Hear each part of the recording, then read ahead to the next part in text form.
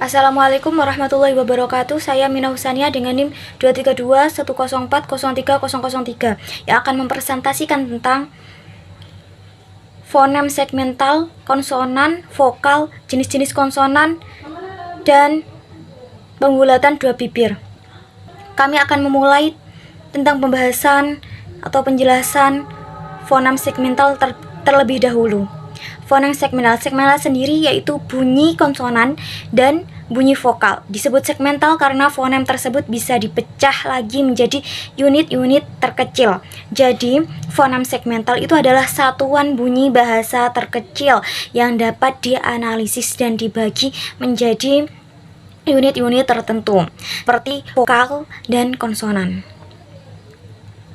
Fonem ini itu berfungsi untuk membedakan makna dalam kata-kata suatu bahasa, seperti pada kata-kata ba yang bisa dipecah menjadi komponen terkecilnya, yaitu kaf ditambah fathah ditambah ta ditambah fathah ditambah ba ditambah fathah.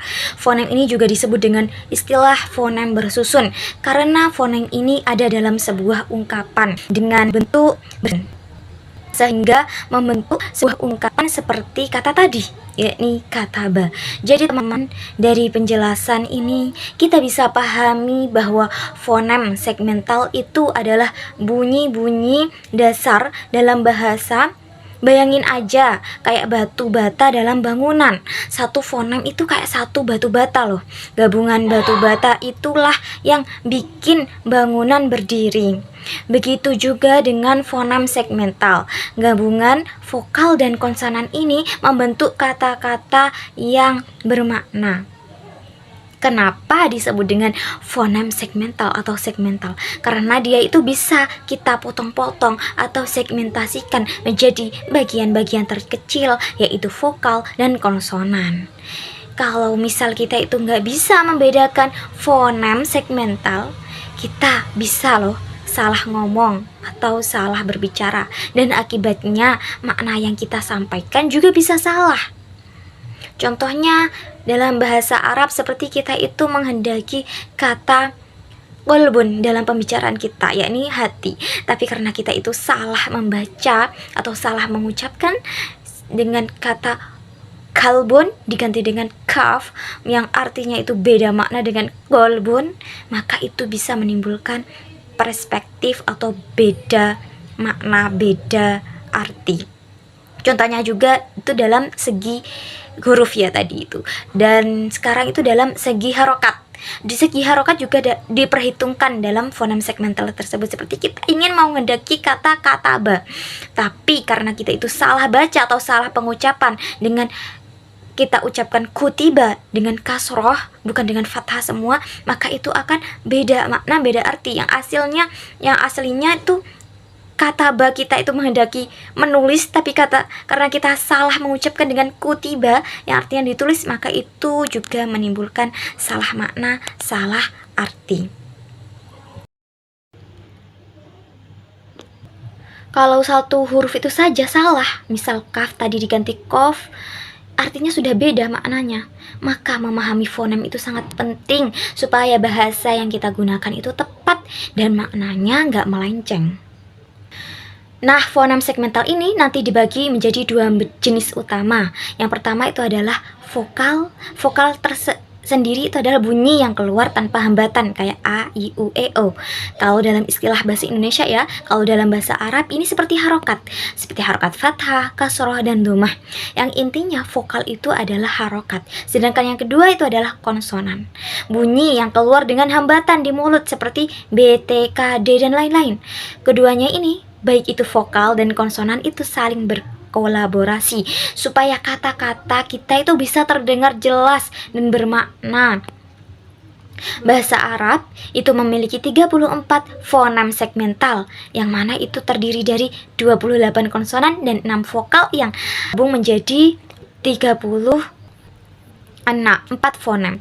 Nah, ini bisa kita lihat dalam tabel tersebut. Di tabel ini kan sudah dijabarkan nomor urut fonem, lalu juga dijabarkan nama fonem, bunyi fonem, huruf Arabnya, transliterasi Latinnya itu bagaimana, dan contoh penggunaan fonem di awal kata, tengah kata, dan akhir kata.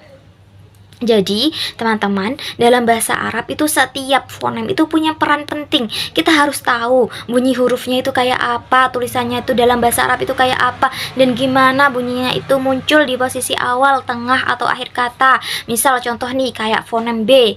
Kayak fonem B itu seperti bunyinya B, ba. Awal kata seperti barokah, tengah kata seperti sabako, akhir kata seperti kub. Nah, ini menunjukkan bahwa posisi fonem itu bisa mempengaruhi bunyi kata dan kadang juga penulisannya. Makanya kenapa kita itu perlu tahu tabel ini. Karena pemahaman fonem ini dasar banget buat bisa baca, nulis, dan ngucapin bahasa Arab dengan benar dan fasih. Kalau kita salah ngucap fonem, bisa-bisa artinya berubah seperti tadi loh. Misal huruf kho, kalau salah ucap jadi ha, itu juga bisa beda, malah artinya itu jauh. Jadi mempelajari fonem segmental itu kayak belajar alfabet buat bayi. Fondasi awal sebelum naik level kebacaan yang lebih kompleks atau yang lebih tinggi. Seperti yang tadi sudah kita lihat, dalam bahasa Arab terdapat 34 fonem segmental yang terdiri dari 28 fonem konsonan, 6 fonem vokal. Di tabel ini teman-teman kita bisa lihat daftar fonemnya satu persatu.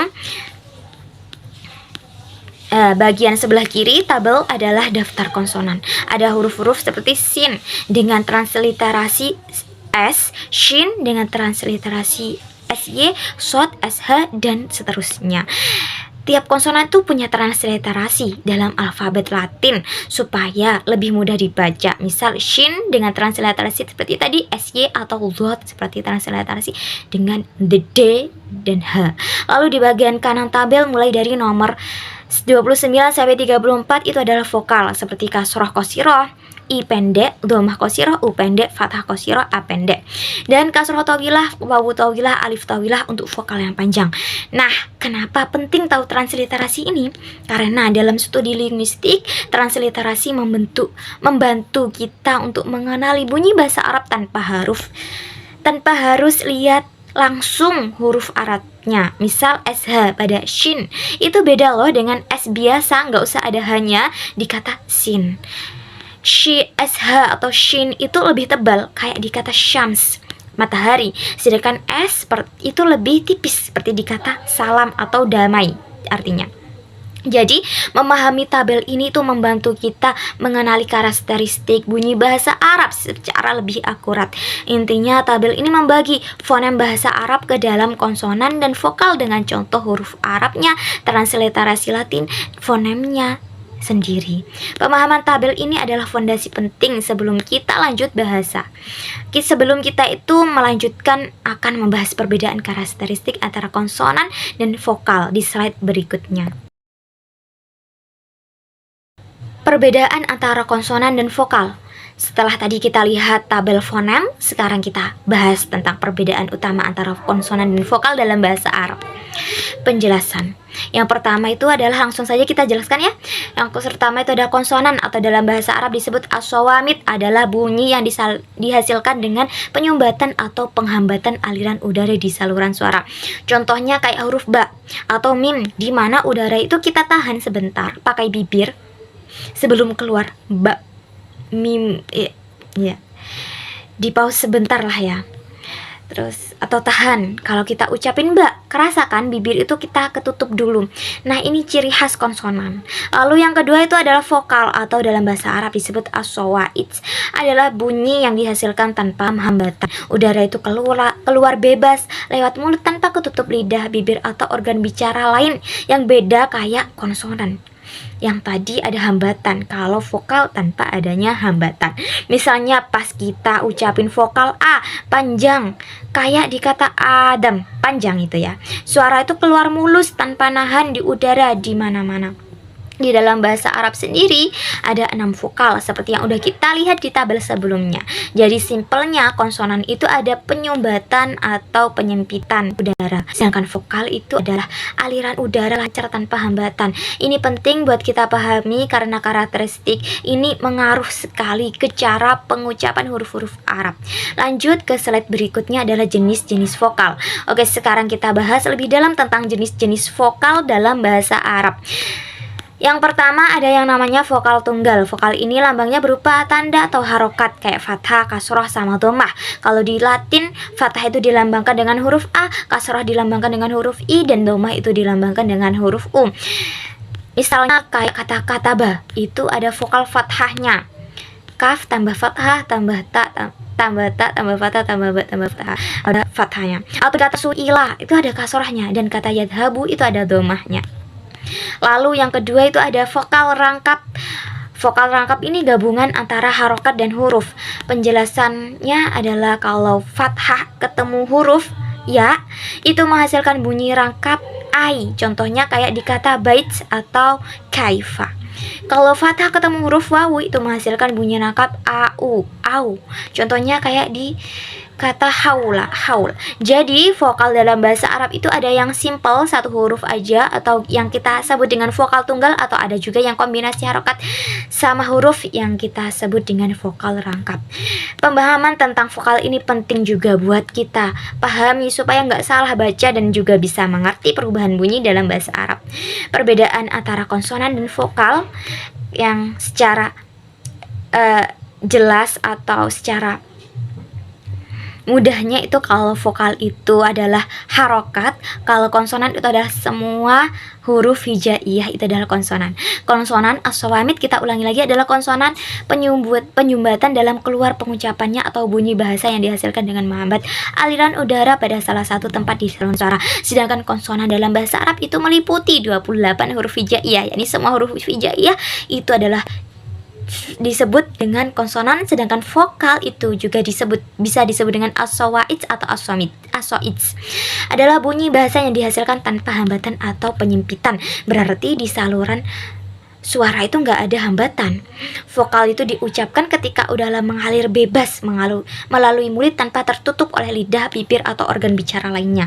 Dalam bahasa Arab juga terdapat 6 vokal seperti yang tertera pada tabel di atas yang sudah kita jelaskan. Nah, sekarang kita akan membahas tentang jenis-jenis atau macam-macam konsonan. Yang pertama adalah konsonan menurut makhraj, itu ada 11, yaitu konsonan labial, konsonan labiodental, konsonan interdental, konsonan alveodental, konsonan alveolar, konsonan alveopalatal, konsonan palatal, konsonan falar, konsonan uvular, konsonan pharyngeal, konsonan glotal. Dan yang kedua adalah konsonan menurut organ bicara aktif, ada 11 juga, yaitu konsonan bilabial, labiodental, apicointerdental, dental, apicodental, apicovelar, apicopalatal, mediopalatal, dorsophalar, uvular, pharyngeal, dan glotal. Dan yang ketiga adalah konsonan menurut pengartikulasiannya, ada 3, yaitu konsonan letupan, geseran, dan gabungan. Yang terakhir adalah konsonan menurut pita suara, dibagi menjadi 2, yaitu konsonan bersuara, tidak bersuara, yaitu konsonan cukup. Konsonan menurut makhraj atau tempat keluar huruf. Pertama, konsonan dapat diklasifikasikan berdasarkan makhraj atau tempat keluarnya suara.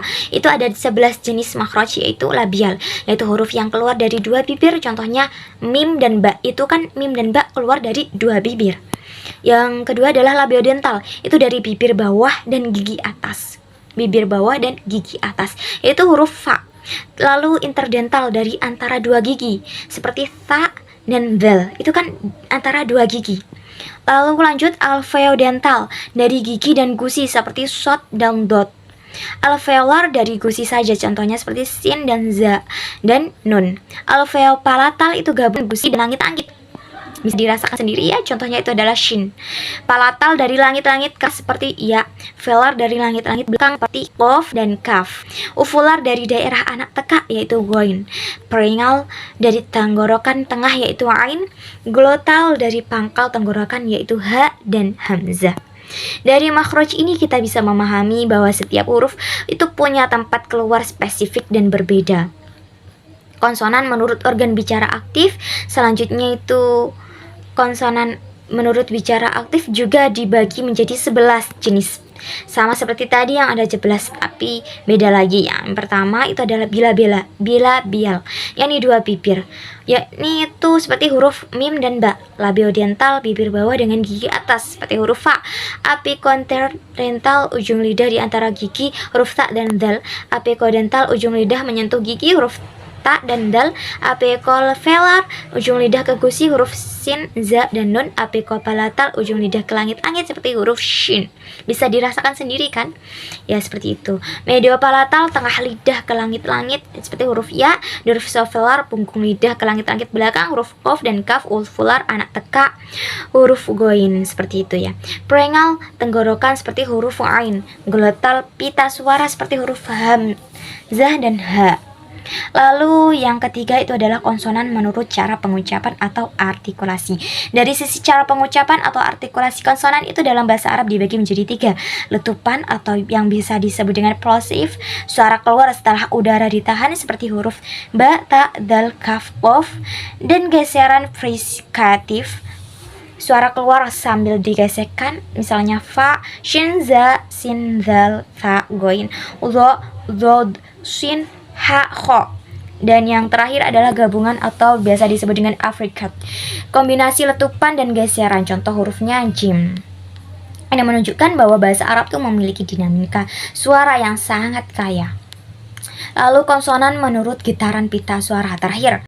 Yang terakhir adalah dibedakan berdasarkan getaran pita suara ada bersuara. Yang pertama itu ada suara phase, yaitu ketika pita suara bergetar saat diucapkan, contoh hurufnya ba, dal, da, za, dol, do, ghain, ain, mim, nun, ro, lam, dan ya. Tidak bersuara voiceless, yaitu pita suara itu tidak bergetar, contoh hurufnya ta, sa, sin, shin, sod, kaf, fa, ha, kho, ha, dan kof. Klasifikasi ini penting dalam fonologi karena menentukan sifat keras atau lembutnya sebuah huruf. Ini terjadi ketika kedua bibir kita itu didekatkan dan dibulatkan saat mengucapkan bunyi. Nah, kita akan membahas tentang pembulatan bibir. Pembulatan bibir itu biasanya muncul ketika kita mengucapkan huruf seperti wawu, atau kita membaca harokat domah seperti dalam kata wujuh. Pembulatan bibir itu biasanya terjadi dalam huruf mim, ba, dan wawu. Tujuan dari pembulatan bibir ini adalah upaya biar suara yang dihasilkan itu lebih bulat, lembut, dan beresonansi dengan baik. Dalam fonetik umum, pembulatan ini disebut dengan rounded vowels, yaitu vokal yang dihasilkan dengan membulatkan bibir. Jadi secara singkat, pembulatan dua bibir itu penting untuk membedakan suara huruf yang memakai bibir bulat dengan huruf yang tidak membulatkan bibir. Mungkin itu yang dapat kami presentasikan. Jika ada salah kata atau salah ucap, afwan minni. Wassalamualaikum warahmatullahi wabarakatuh.